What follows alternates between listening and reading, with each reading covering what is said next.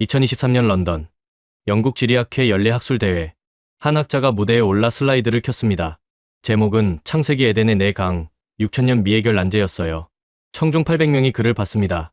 학자는 창세기 2장 10에 1사절을 띄웠어요.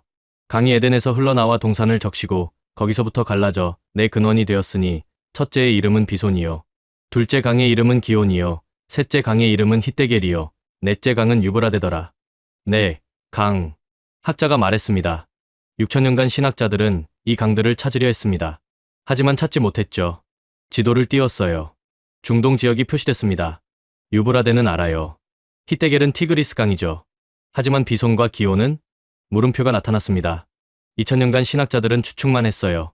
이집트 나일강, 인더스강, 아라비아 강들. 하지만 단 한 번도 확인된 적이 없습니다. 학자는 다른 슬라이드를 띄웠어요. 그런데 3년 전 저는 질문을 바꿨습니다. 에덴의 강을 찾는 게 아니라 에덴의 구조를 찾기로요. 새로운 도표가 나타났습니다. 네 강의 공통점은 무엇인가? 하나의 근원에서 네 방향으로 퍼진다. 생명을 공급한다. 문명을 탄생시킨다. 이건 지도가 아니라 시스템입니다. 화면이 바뀌었어요. 세계 지도가 나타났습니다. 저는 유라시아 대륙 동쪽 끝으로 갔습니다. 그리고 발견했죠. 한반도가 확대됐습니다. 한강, 금강, 낙동강, 영산강. 네 개의 강이 한반도를 흐릅니다.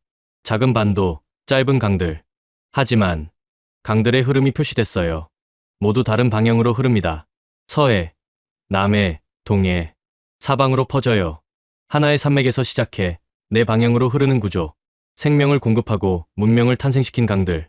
청중이 술렁거렸습니다. 3년간 조사했습니다. 역사, 지리, 신학, 문명사를 모두요. 손을 모았어요. 그리고 확신했습니다. 목소리를 높였습니다. 에덴은 사라진 땅이 아닙니다. 구조로 남아 있습니다. 성경이 말한 네 갈래의 강, 그 단서가 한반도에 있습니다. 폭발적인 박수와 함께 거센 야유가 터져 나왔습니다. 터무니없다. 근거가 없다. 하지만 학자는 흔들리지 않았어요. 지금부터 증명하겠습니다. 슬라이드를 넘겼습니다. 한반도 위성사진이 나타났어요. 산맥에서 사방으로 뻗어나가는 네 개의 강줄기가 선명했습니다. 도대체 무슨 근거로 이런 주장을 한 걸까요? 6000년 미스터리가 정말 한반도에서 풀린 걸까요? 지금부터 공개합니다. 본격적인 이야기를 시작하기 전에 구독과 좋아요 한 번씩 부탁드립니다. 이 영상을 어디서 보고 계신지 댓글로 남겨주세요. 안녕하세요. 저는 데이비드 클라크입니다. 영국 옥스퍼드 대학교 성서지리학과 교수예요. 지난 30년간 성경 속 지리와 장소들을 연구해왔습니다. 특히 에덴 동산의 위치를 찾는 게 제 평생 과제였어요. 2020년 가을 연구실에서 창세기를 다시 읽고 있었습니다. 2장 8절부터였어요. 여호와 하나님이 동방의 에덴에 동산을 창설하시고 그 지으신 사람을 거기 두시니라. 동방의 에덴. 중얼거렸습니다. 10절을 읽었어요. 강이 에덴에서 흘러나와 동산을 적시고 거기서부터 갈라져 네 근원이 되었으니. 네 근원. 손가락으로 구절을 따라갔습니다. 11절부터 14절까지 네 강의 이름이 나왔어요. 첫째의 이름은 비손이라 금이 있는 하윌라 온 땅을 둘렀으며, 둘째 강의 이름은 기온이라 구스 온 땅을 둘렀고, 셋째 강의 이름은 히데겔이라 아수르 동쪽으로 흘렀으며, 넷째 강은 유브라데더라. 비손, 기온, 히데겔, 유브라데.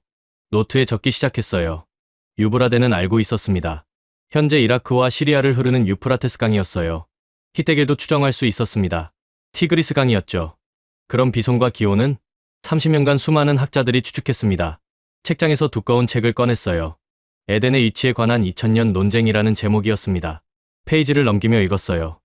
요세푸스는 비손을 겐지스강으로, 기온을 나일강으로 추정했고, 칼뱅은 비손을 인더스강으로 봤으며, 19세기 학자들은 아라비아 고대 강들을 주장했고, 20세기에는 페르시아만 주변 강들을 지목했습니다. 하지만 단 한 번도 확인되지 않았어. 중얼거렸습니다. 책을 덮고 지도를 펼쳤어요. 중동 지역이 나타났습니다. 유프라테스와 티그리스 강을 표시했어요. 이 두 강은 확실해. 그럼 나머지 두 강은 어디 있어야 할까? 나일강을 봤습니다. 너무 멀어. 그리고 방향이 안 맞아. 인더스강도 확인했어요. 역시 너무 멀고. 하나의 근원에서 갈라진 게 아니야. 며칠 동안 고민했습니다. 동료 교수 제임스 박사와 토론했어요. 제임스, 우리가 뭔가 놓치고 있는 것 같아. 무엇을요? 에덴의 강을 찾는 방식 자체가 틀렸을 수 있어. 노트를 보여줬습니다. 우리는 지금까지 실제 강 이름을 찾으려 했어. 비손이 어디고 기온이 어디냐고. 그게 틀렸다는 건가요? 아니, 접근법이 틀렸어. 우리는 좌표를 찾으려 했지만 칠판으로 갔어요.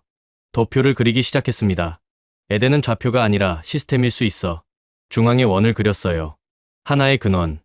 여기서 내 방향으로 강이 갈라져. 4개의 화살표를 그렸습니다. 동서남북으로 뻗어나갔어요. 봐, 이게 중요한 거야. 강의 이름이 아니라 구조야. 제임스가 고개를 갸우뚱했습니다. 구조요? 내 강의 공통점을 봐. 첫째, 하나의 근원에서 시작해. 둘째, 내 방향으로 퍼져. 셋째, 땅을 적셔.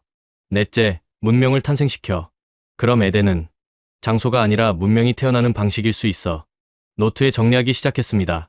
기존 접근의 문제점으로 특정 강 이름 찾기에 집중했고 중동 지역에만 한정했으며 고대 지형 변화 고려 못했고 2000년간 해결 못했으며 새로운 접근으로 좌표 아닌 구조 분석하고 내 강의 공통점 찾으며 문명 탄생 조건 파악하고 보편적 패턴 추구한다고 적었습니다.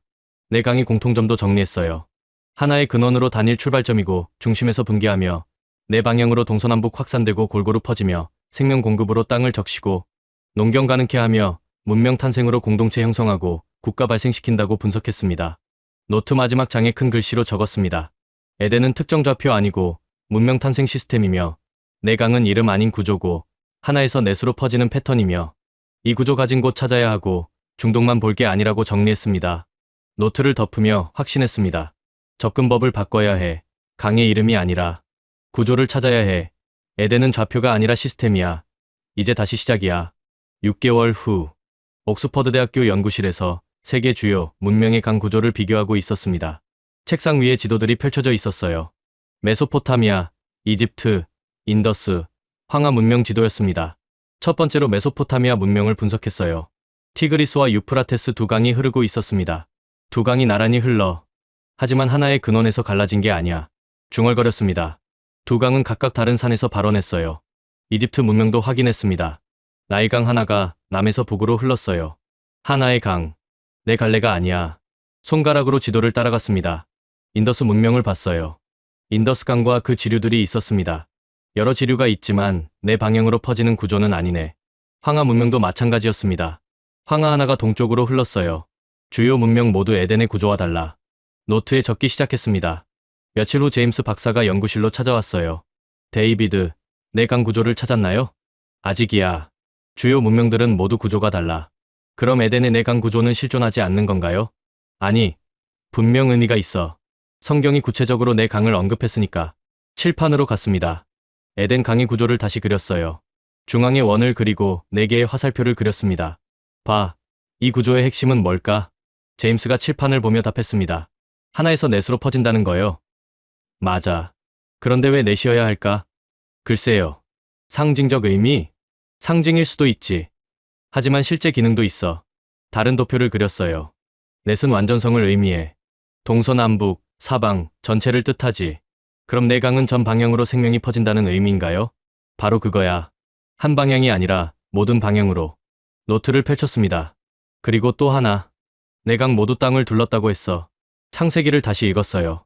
비소는 하윌라 온 땅을 둘렀으며 기온은 구스 온 땅을 둘렀고 땅을 둘렀다. 제임스가 중얼거렸습니다. 강이 땅을 둘러싼다는 건 경계를 만든다는 뜻이야. 영역을 정의하는 거지. 그럼 내 강은 4개의 영역을 만드는 건가요? 맞아. 하나의 중심에서 4영역으로 나뉘고 각 영역마다 강이 흐르는 구조야. 일주일 동안 더 깊이 연구했습니다. 고대 문명에서 강의 역할을 분석했어요. 첫째로 생명 공급이었습니다.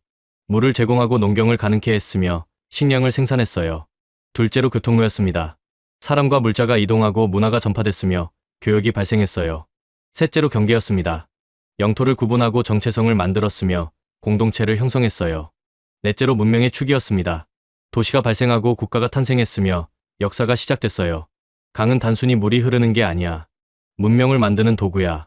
중얼거렸습니다. 며칠 후 동료들과 세미나를 열었습니다. 제 연구를 발표했어요. 여러분, 에덴의 내 강은 지리적 위치가 아니라 문명적 구조입니다. 슬라이드를 띄웠습니다. 내 강의 기능을 보세요. 생명 공급, 교통, 경계, 문명 탄생. 이것은 문명이 태어나기 위한 필수 조건입니다. 한 교수가 손을 들었습니다. 클라크 교수님, 그럼 에덴은 실제하지 않는다는 건가요? 아닙니다. 에덴은 실제합니다. 하지만 우리가 찾는 방식이 틀렸습니다. 어떻게요? 우리는 사라진 장소를 찾으려 했어요. 하지만 에덴은 장소가 아니라 구조입니다. 문명이 태어나는 방식, 생명이 퍼지는 패턴, 공동체가 형성되는 시스템입니다. 다른 교수가 반박했습니다. 그럼 어디에나 에덴이 있을 수 있다는 건가요? 아닙니다. 조건이 있습니다. 칠판에 적기 시작했어요. 첫째, 하나의 근원에서 시작해야 합니다. 둘째, 내 방향으로 퍼져야 합니다. 셋째, 각 강이 영역을 둘러야 합니다. 넷째, 문명을 탄생시켜야 합니다. 이 네 조건을 모두 만족하는 곳이 에덴의 구조를 가진 곳입니다. 세미나가 끝나고 거센 비판을 받았습니다. 터무니없다. 근거가 부족하다. 성경을 왜곡하는 것이다. 하지만 흔들리지 않았어요. 연구실로 돌아와 정리를 계속했습니다. 에덴 구조의 핵심을 체계적으로 분석했어요. 구조적 특징으로 하나의 근원 단일 출발점이고 내 방향분기 동서남북 확산이며 영역 형성 땅을 둘러싸고 완전성 상징 사방 전체며 기능적 특징으로 생명 공급 물과 식량이고 교통로 연결과 교류며 경계 정체성 형성이고 문명 축 국가 탄생이며 신학적 의미로 창조 질서 하나님 계획이고 축복 구조 생명 확산이며 완전한 공급 모든 방향이고 에덴 회복 구조의 재현이라고 정리했습니다. 노트 마지막 장에 큰 글씨로 적었습니다. 에덴은 사라진 장소 아니고 문명 탄생하는 구조며 내 강은 생명 퍼지는 방식이고 하나에서 넷으로 완전성이며 이 구조 가진 곳 찾아야 하고 중동 넘어 세계로 시야 넓혀야 하며 유라시아 대륙 끝까지 가야 한다고 정리했습니다. 노트를 덮으며 결심했습니다. 이제 구조를 알았어. 조건도 명확해. 이 구조를 가진 곳을 찾아야 해. 세계를 다시 봐야겠어. 1년 후 유라시아 대륙 동쪽 끝으로 향했습니다. 연구비를 받아 현장 조사를 시작한 거였어요. 먼저 중국 동부 해안을 조사했습니다. 장강과 황하를 확인했어요.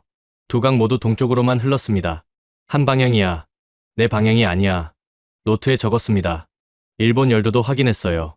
여러 강들이 있었지만 모두 짧았습니다. 섬나라 특성상 긴 강이 형성되지 않았어요. 조건이 안 맞아. 중얼거렸습니다. 2021년 봄, 한국을 방문했습니다. 인천공항에 도착했어요. 서울대학교 지리학과 박민수 교수가 마중 나와 있었습니다. 클라크 교수님, 반갑습니다. 한국의 강을 연구하신다고요? 네, 한반도 수계 구조에 관심이 있습니다. 특별히 무엇이 궁금하세요? 강이 몇 개나 되고 어느 방향으로 흐르는지요? 박 교수가 미소 지었어요. 직접 보시는 게 빠르겠네요. 다음 날 국토지리정보원을 방문했습니다. 한국의 지형도와 수계도를 확인할 수 있는 곳이었어요. 담당자가 큰 지도를 펼쳤습니다. 한반도 전체가 나타났어요. 이것이 한국의 주요 수계입니다. 4개의 큰 강이 표시돼 있었습니다. 한 강은 서쪽 서해로 흐르고요. 파란 선이 서쪽을 향했어요. 금강도 서쪽 서해로 흐릅니다. 또 다른 파란 선이 서쪽으로 향했습니다. 낙동강은 남쪽 남해로 흐르고요. 파란 선이 남쪽을 향했어요. 영산강도 남쪽 서남해로 흐릅니다. 마지막 선이 남서쪽을 향했습니다. 잠깐. 손을 들었어요. 네 강이 각각 다른 방향으로 흐르네요. 네, 맞습니다. 박 교수가 답했습니다. 지도를 자세히 봤습니다. 한강은 서해로, 금강은 서해로, 낙동강은 남해로, 영산강은 서남해로 흘렀어요. 이건 특이한 구조네요. 중얼거렸습니다. 어떤 점이요? 대부분 국가는 강이 한 방향으로 흘러요. 중국의 장강과 황하는 동쪽으로만 흐르죠. 하지만 한국은 네 강이 각각 다른 바다로 흘러요. 박 교수가 고개를 끄덕였습니다. 맞아요. 한반도는 삼면이 바다거든요. 그래서 강들이 서해, 남해, 동해로 나눠 흘러요. 동해로 흐르는 강도 있나요? 있죠. 동해안 하천들이요. 하지만 짧아요. 동해안 지역을 확대했습니다. 여러 작은 강들이 동쪽으로 흘렀어요. 태백산맥에서 발원해 동해로 바로 흘러요. 그래서 길이가 짧죠. 며칠 후 태백산맥을 방문했습니다. 한반도의 척추라 불리는 산맥이었어요. 태백산 정상에 올랐습니다. 표지판이 있었어요. 낙동강 발원지, 한강 발원지, 두 강이 이곳에서 시작하네요. 중얼거렸습니다. 박 교수가 설명했습니다. 태백산맥이 분수령이에요. 서쪽으로 흐르면 한강과 금강, 동쪽으로 흐르면 동해안 하천, 남쪽으로 흐르면 낙동강이 돼요. 하나의 산맥에서 여러 방향으로. 노트를 꺼내 적기 시작했어요. 일주일 동안 네 강을 직접 조사했습니다. 첫째 날 한강을 봤어요. 서울을 관통해 서해로 흘렀습니다. 한강 유역에 수백만 명이 살고 있었어요. 둘째 날 금강을 확인했습니다. 충청도를 지나 서해로 흘렀어요. 백제 문명이 금강을 중심으로 발전했다고 했습니다. 셋째 날 낙동강을 방문했어요. 경상도를 관통해 남해로 흘렀습니다. 신라와 가야가 낙동강 유역에서 탄생했어요. 넷째 날 영산강을 봤습니다. 전라도를 지나 서남해로 흘렀어요. 고대 마한 문화가 영산강에서 꽃피웠다고 했습니다. 저녁에 호텔로 돌아와 정리했습니다. 한국 수계 구조를 체계적으로 분석했어요. 지리적 특징으로 태백산맥이 분수령이고 한반도 중심 위치며 사방으로 강 분기하고 삼면이 바다며 강의 방향으로 한강 서쪽 서해이고 금강 서쪽 서해며 낙동강 남쪽 남해고 영산강 남서 서남해며 동해안 동쪽 동해고 문명적 역할로 한강 유역, 한성백제 고구려고 금강 유역 웅진백제며 낙동강 유역 신라가야고 영산강 유역 마한백제며 각 강마다 문명 탄생했다고 정리했습니다. 에덴 구조와 비교했어요. 에덴의 조건은 하나의 근원이고 네 방향 분기며 영역 형성하고 문명 탄생이며 한국의 구조는 태백산맥 근원이고 사방으로 분기며 각 강이 영역 형성하고 각 유역의 문명이라고 비교했습니다. 일치 여부를 분석했어요. 하나의 근원은 태백산맥 분수령 해당하고 네 방향은 서쪽 한강 금강, 남쪽 낙동강 영산강, 동쪽 동해안 하천이며 영역 형성은 각 강이 지역 둘러싸고 문명 탄생은 각 유역 고대 국가 발생했다고 분석했습니다. 박 교수와 마지막 대화를 나눴습니다. 박 교수님, 놀라운 구조네요. 무엇이요? 노트를 보여줬습니다. 한국은 작은 반도지만 네 강이 각각 다른 방향으로 흘러요. 대부분 국가는 강이 한 방향으로 흐르는데 한국은 사방으로 퍼져요. 박 교수가 고개를 끄덕였습니다. 맞아요. 그래서 한반도를 금수강산이라 불러요. 산과 물이 아름답게 조화를 이룬다는 뜻이죠. 하지만 이건 아름다움만이 아니에요. 문명적으로 중요해요. 어떤 의미죠? 각 강마다 독립된 문화권이 형성됐어요. 한강 유역, 금강 유역, 낙동강 유역, 영산강 유역. 그래서 삼국시대에 여러 나라가 동시에 발전할 수 있었죠. 노트 마지막 장에 큰 글씨로 적었습니다. 한반도는 독특한 수교 구조 가졌고 태백산맥에서 사방으로 분기하며 네 강이 다른 방향 흐르고 각 유역마다 문명 탄생했으며 이것은 에덴 구조와 일치하고 하나의 근원 네 방향 분기며 작은 반도 큰 의미 가지고 물이 흘러가는 방향부터 다르다고 정리했습니다. 노트를 덮으며 확신했습니다. 찾았어. 에덴의 구조를 가진 곳을 한반도가 조건을 만족해. 이제 더 깊이 조사해야겠어. 3개월 후 한국의 네 강을 더 깊이 조사하고 있었습니다. 박민수 교수와 함께 한강 유역을 방문했어요. 서울 한강공원에 섰습니다. 넓은 강이 서쪽으로 흘렀어요. 한강의 길이는 514km예요.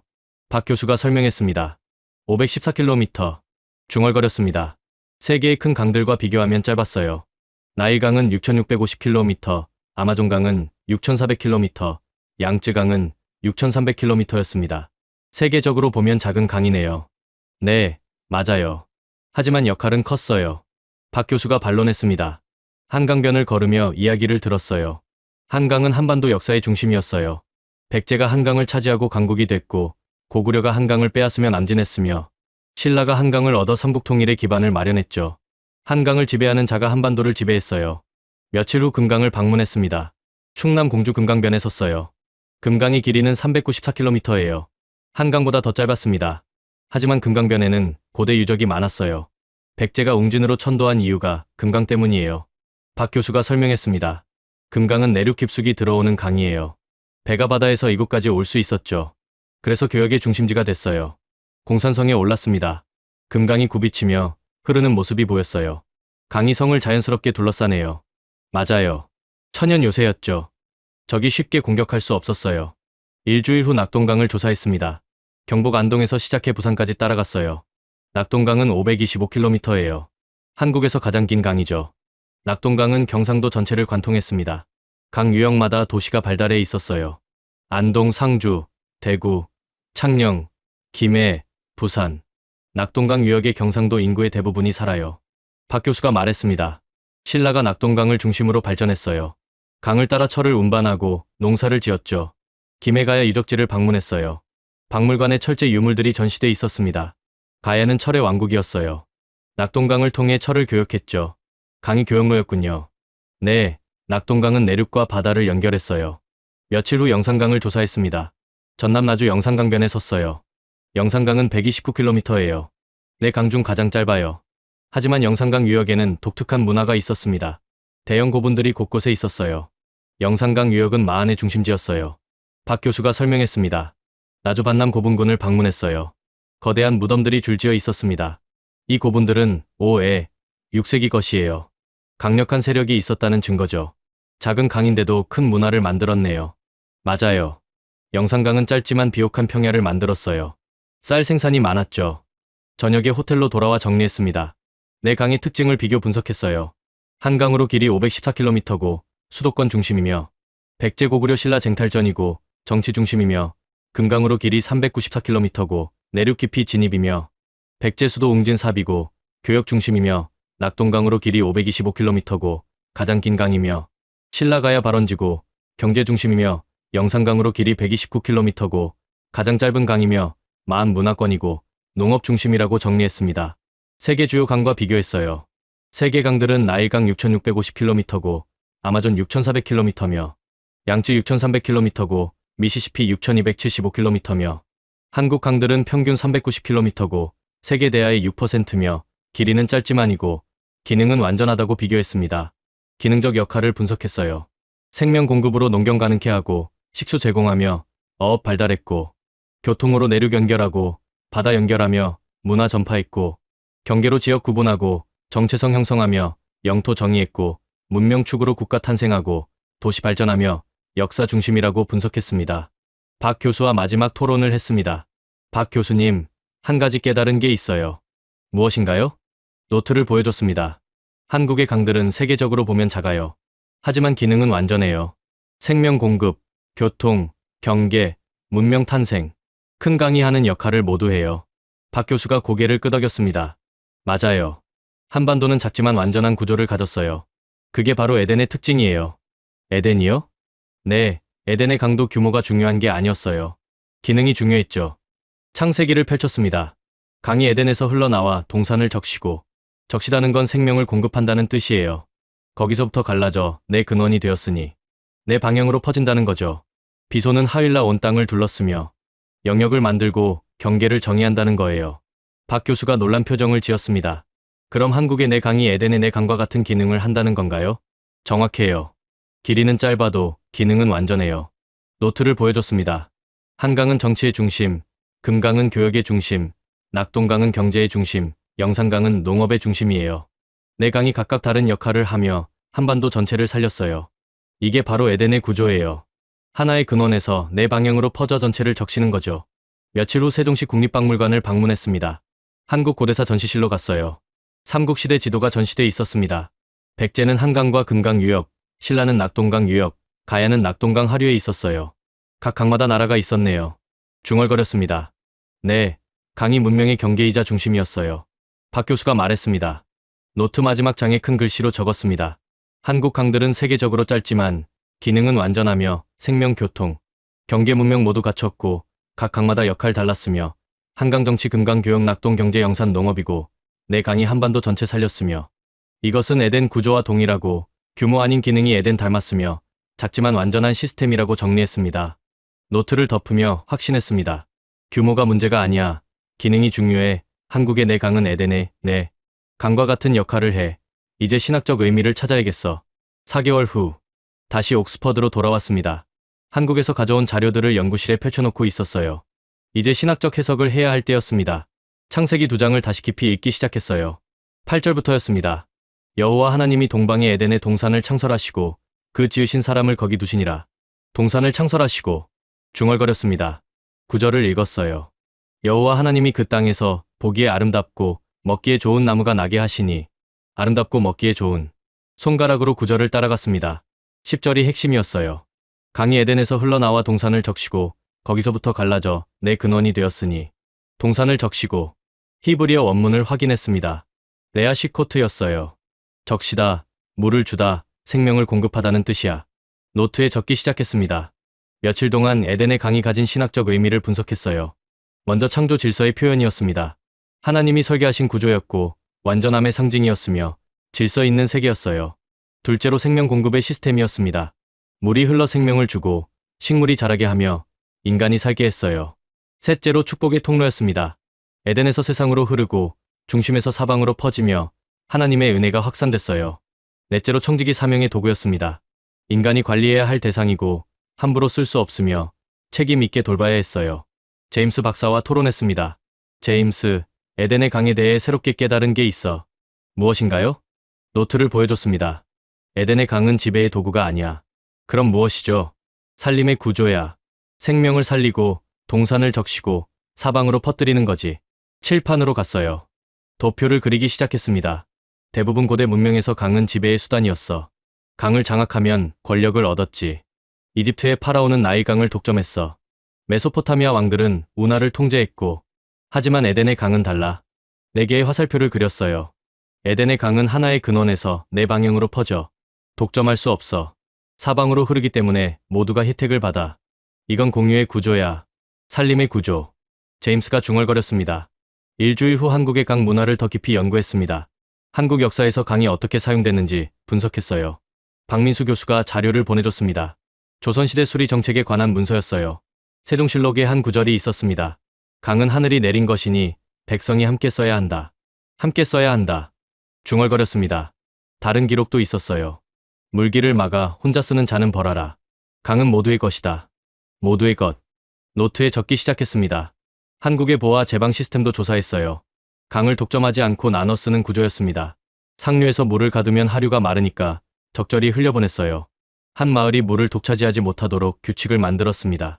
이건 공존의 원리야. 중얼거렸습니다. 며칠 후 한국의 마을 공동체 문화를 연구했습니다. 두레와 품앗이 제도였어요. 두레는 농사일을 함께하는 거예요. 박 교수가 설명했습니다. 강물을 대는 일도 함께했어요. 혼자 할 수 없으니까요. 품앗이는 노동을 교환하는 거고요. 공동체가 함께 강을 관리했군요. 네, 강은 개인 소유가 아니었어요. 공동체 모두의 것이었죠. 에덴의 강과 비교하기 시작했습니다.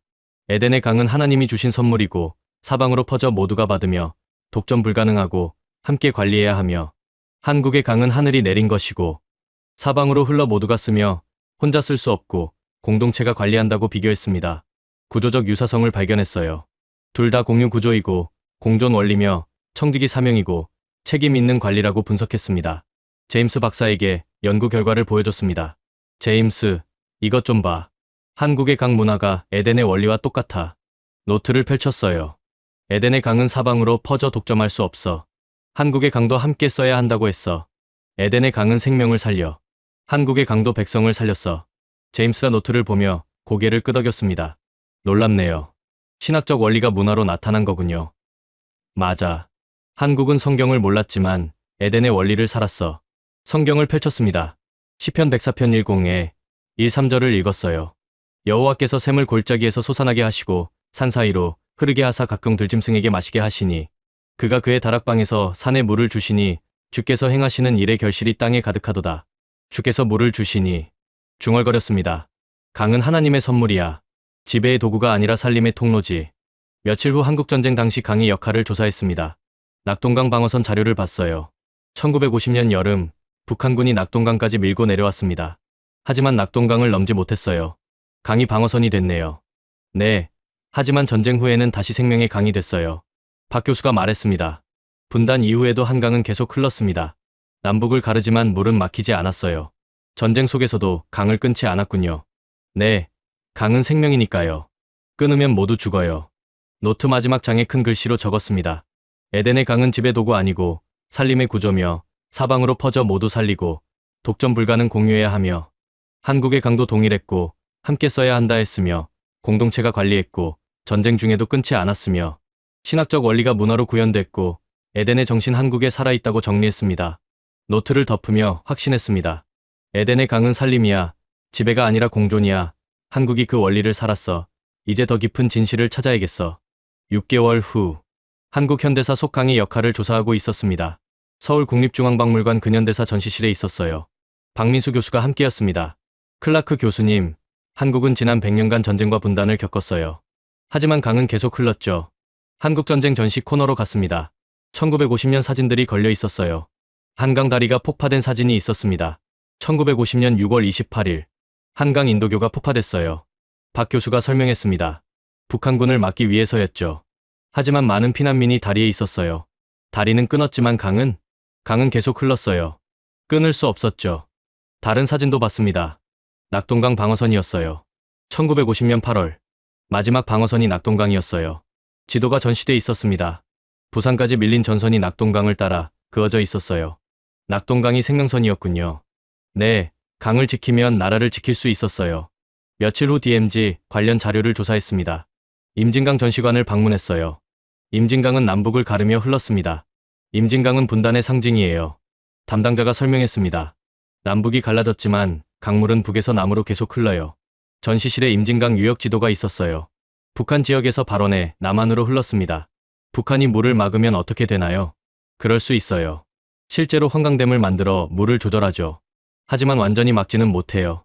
강은 흘러야 하니까요. 2009년 임진강 수해 사건 자료도 봤습니다. 북한이 환강댐 수문을 예고 없이 열었어요. 남쪽에 큰 피해가 있었죠. 하지만 이후 남북이 물관리 협의를 했어요. 강물은 함께 관리해야 한다는 걸 깨달았죠.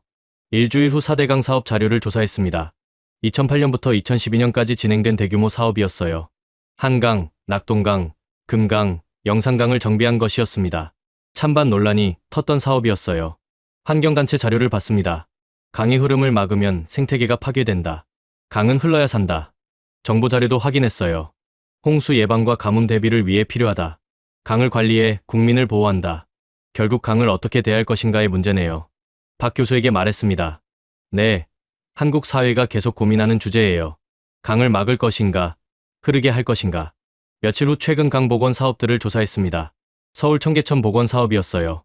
2003년부터 2005년까지 진행됐습니다. 청계천은 원래 도심을 흐르는 하천이었어요. 담당자가 설명했습니다. 1950에 60년대 복개됐죠. 도로로 만들었어요. 하지만 2000년대에 다시 복원했어요. 강을 되살린 거죠. 청계천을 직접 걸어봤습니다. 맑은 물이 도심을 흘렀어요. 시민들이 쉬고 있었습니다. 왜 다시 복원했을까요?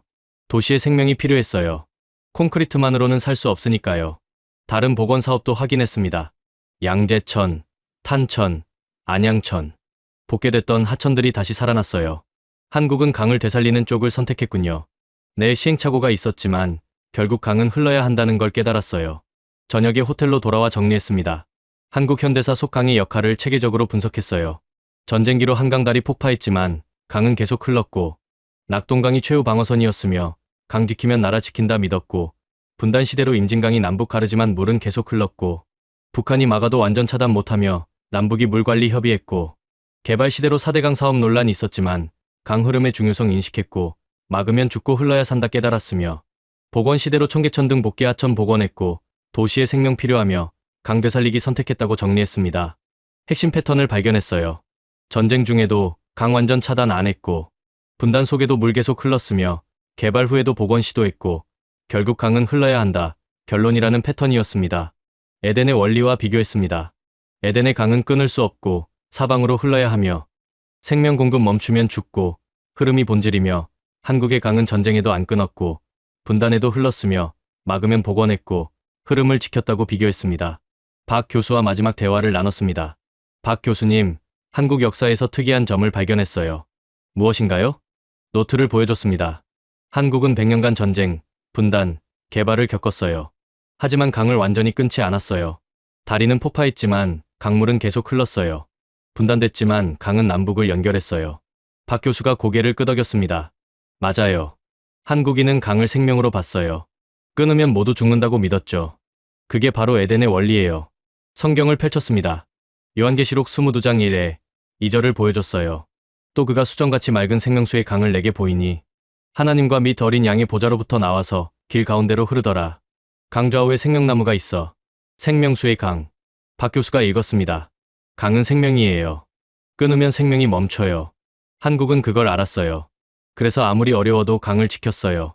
며칠 후 한강 하구를 방문했습니다. 김포 한강 하구였어요. 강이 서해로 흘러가는 곳이었습니다. 철책선이 있었어요. 남북 분단선이 한강 하구를 지나갔습니다. 여기가 분단의 끝이에요. 박 교수가 말했습니다. 하지만 강물은 북에서 남으로, 남에서 바다로 계속 흘러요. 강물을 바라봤습니다. 철책선이 있어도 물은 막히지 않았어요. 강은 분단을 넘어서네요. 네, 강은 정치를 넘어서요. 생명은 경계를 모르니까요. 노트 마지막 장에 큰 글씨로 적었습니다. 한국은 100년 고난 겪었지만 강을 끊지 않았고 전쟁 중에도 물 흘렸으며 분단 속에도 연결했고 막았다가 다시 복원했으며 이것은 에덴 원리 지킴이고 생명수 강 흐르게 함이며 강은 생명이라 믿었고 물길부터 끊지 않은 민족이며 에덴의 정신 현대까지 이어졌다고 정리했습니다. 노트를 덮으며 확신했습니다. 한국은 강을 지켰어. 생명을 포기하지 않았어. 에덴의 원리를 실천했어. 이제 세계에 알려야겠어. 1년 후 예루살렘 국제성서지리학회 연례 학술대회. 전 세계 학자 700명이 모였습니다. 저는 기조연설자로 초대됐어요. 제목은 에덴의 네 강, 6000년 미스터리의 해답이었습니다. 발표 전날 밤 호텔에서 자료를 다시 봤습니다. 30년 연구의 결과가 여기 있었어요. 창세기 원문, 세계강 비교 분석, 한국 현장 조사 사진들이 펼쳐져 있었습니다. 내일이면 6천년 비밀을 공개하는 거야. 혼잣말을 했습니다. 다음날 아침 강당으로 향했어요. 사람들이 가득했습니다. 성서학자들, 지리학자들, 신학자들이 모두 저를 봤습니다. 무대에 올라 마이크 앞에 섰어요. 심호흡을 하고 시작했습니다. 여러분, 데이비드 클라크입니다. 오늘 30년 연구의 결론을 발표하겠습니다. 술렁거림이 일었어요. 저는 30년간 에덴의 네 강을 찾으려 했습니다. 비손, 기온, 힛데겔, 유브라데. 슬라이드를 띄웠습니다. 창세기 2장 10에 1사절이 나타났어요. 2000년간 학자들은 이 강들의 위치를 추측했습니다. 하지만 찾지 못했죠. 왜일까요? 청중이 조용해졌습니다. 우리가 잘못된 질문을 했기 때문입니다. 슬라이드가 바뀌었어요. 우리는 물었습니다. 에덴이 어디에 있는가? 하지만 물어야 했습니다. 에덴은 무엇인가? 중동 지도가 나타났습니다. 에덴은 특정 좌표가 아닙니다. 문명이 태어나는 구조입니다. 도표가 나타났어요. 중앙에 원이 있고 네 방향으로 화살표가 뻗었습니다. 하나의 근원에서 네 방향으로 퍼지는 구조. 이것이 에덴입니다. 한 미국 학자가 손을 들었습니다. 클라크 교수님, 그런 구조를 찾으셨습니까? 네, 찾았습니다. 슬라이드를 바꿨어요. 세계 지도가 나타났습니다. 저는 유라시아 대륙 동쪽 끝으로 갔습니다. 붉은 선이 로마에서 동쪽으로 그어졌어요. 콘스탄티노플, 페르시아, 중앙아시아, 중국을 거쳐 한반도에 도착했습니다. 그리고 발견했습니다. 한반도가 확대됐어요. 4개의 파란 선이 나타났습니다. 한강, 금강, 낙동강, 영산강. 네 강이 태백산맥에서 발원의 사방으로 흐릅니다. 청중이 술렁였습니다. 터무니없다. 한국이 에덴이라는 겁니까? 소란이 일었어요. 손을 들어 진정시켰습니다. 아닙니다. 한국이 에덴이라는 게 아닙니다. 한국이 에덴의 구조를 가지고 있다는 겁니다. 비교표를 띄웠어요. 에덴의 조건을 보세요. 첫째, 하나의 근원. 한국은 태백산맥입니다. 둘째, 네 방향 분기. 한국은 서쪽 한강 금강, 남쪽 낙동강 영산강, 동쪽 동해안 하천입니다.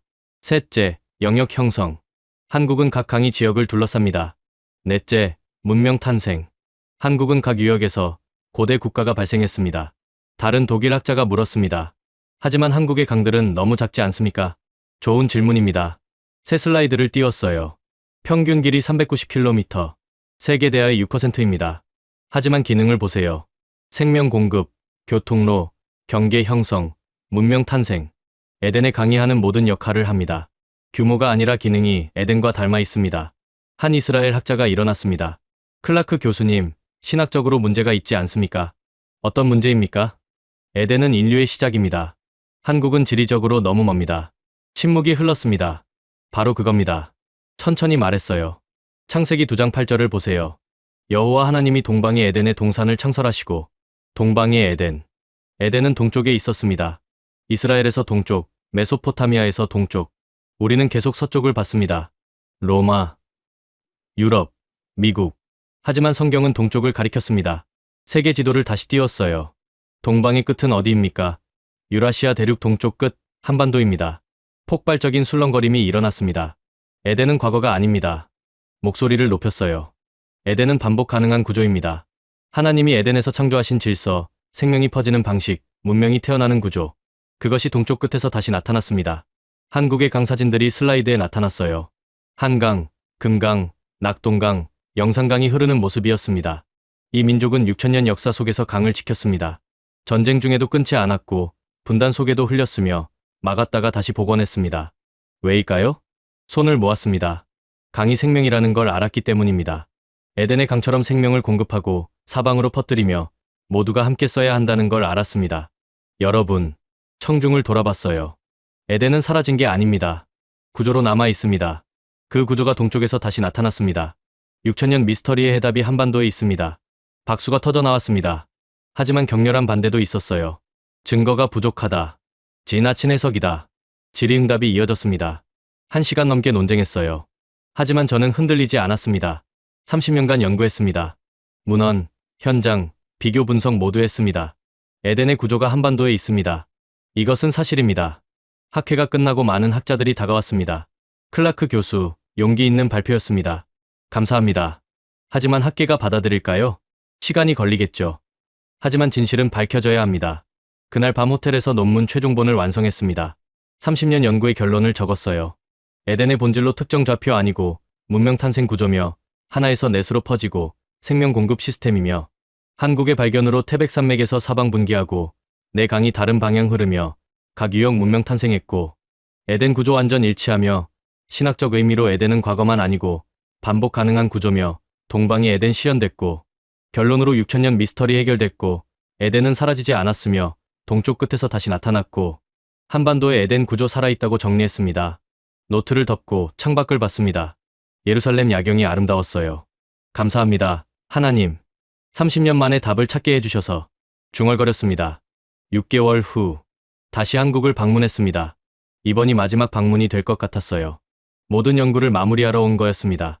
11월 초였어요. 박민수 교수가 제안했습니다. 클라크 교수님, 동해로 가시죠. 해가 뜨는 걸 보셔야 해요. 다음 날 새벽 강릉 정동진으로 향했습니다. 한반도 동쪽 끝이었어요. 바다가 보이는 언덕에 섰습니다. 아직 어두웠어요.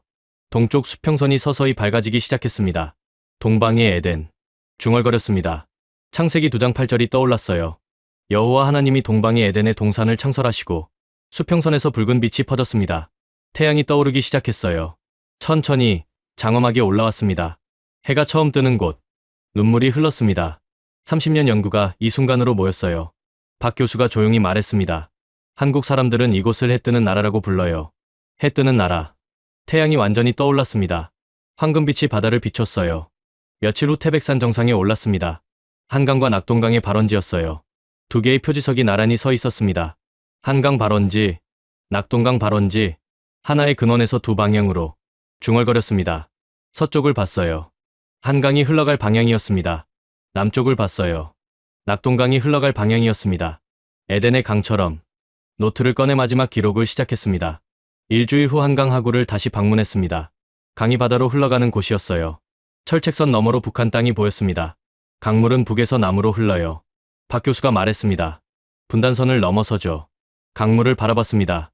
정치는 땅을 나눴지만 강은 계속 흘렀어요. 생명은 경계를 모르는구나. 중얼거렸습니다. 요한계시록 22장이 떠올랐어요. 수정같이 맑은 생명수의 강을 내게 보이니 하나님과 및 어린 양의 보좌로부터 나와서 길 가운데로 흐르더라. 생명수의 강. 손이 떨렸습니다. 며칠 후 서울 한강공원에서 시민들을 관찰했습니다. 많은 사람들이 강변을 걸었어요. 자전거를 타고 조깅을 하고 가족과 산책했습니다. 한 노부부가 벤치에 앉아 강을 바라봤어요. 저 강을 보면 마음이 편해져. 할아버지가 말했습니다. 그래요. 강은 언제나 흐르니까요. 할머니가 답했어요. 다가가 물었습니다. 실례지만 강이 왜 마음을 편하게 하나요? 할아버지가 웃으며 답했습니다. 강은 멈추지 않아요. 전쟁이 나도 나라가 어려워도 계속 흘러요. 그걸 보면 우리도 계속 살아갈 수 있다는 걸 느껴요. 할머니가 덧붙였어요. 강은 생명이에요. 우리 할아버지가 어렸을 때도 흘렀고 우리 손주가 자랄 때도 흐를 거예요. 가슴이 뜨거워졌습니다. 노트에 적기 시작했어요. 저녁에 호텔로 돌아와 마지막 정리를 했습니다. 30년 연구의 최종 결론을 내렸어요. 에덴의 본질로 특정 장소 아니고 생명 퍼지는 구조며 하나에서 넷으로 확산이고 반복 가능한 패턴이며 한국의 실현으로 태백산맥 하나의 근원이고 사방으로 네 강분기며 각 유형 문명 탄생했고 6000년 지속됐으며 핵심 깨달음으로 규모 아닌 기능이고 지배 아닌 살림이며 독점 아닌 공유고 끊지 않고 흐름이며 신학적 의미로 에덴은 과거만 아니고 동방에서 재현됐으며 생명수 강 흐르고 하나님 창조 질서 유지됐다고 정리했습니다. 노트 마지막 페이지를 펼쳤습니다. 큰 글씨로 최종 문장을 적기 시작했어요. 30년 연구 끝에 나는 깨달았다. 에덴의 네 강은 사라진 것이 아니었다. 그것은 구조로 남아 동쪽 끝에서 다시 흐르고 있었다. 한반도의 네 강은 에덴의 원리를 살아냈다. 하나의 근원에서 사방으로 퍼져 생명을 공급하고 독점하지 않고 함께 나누며 전쟁 속에서도 끊지 않고 흘렸다. 펜을 잠시 멈췄습니다. 창밖을 봤어요. 서울 야경이 펼쳐져 있었습니다. 한강이 도시를 가로질러 흐르고 있었어요. 다시 펜을 들었습니다. 성경이 말한 네 갈래의 강은 좌표가 아니라 사명이었다. 생명을 끝까지 흘려보내고 모두가 함께 살게 하며 어떤 고난 속에서도 포기하지 않는 것.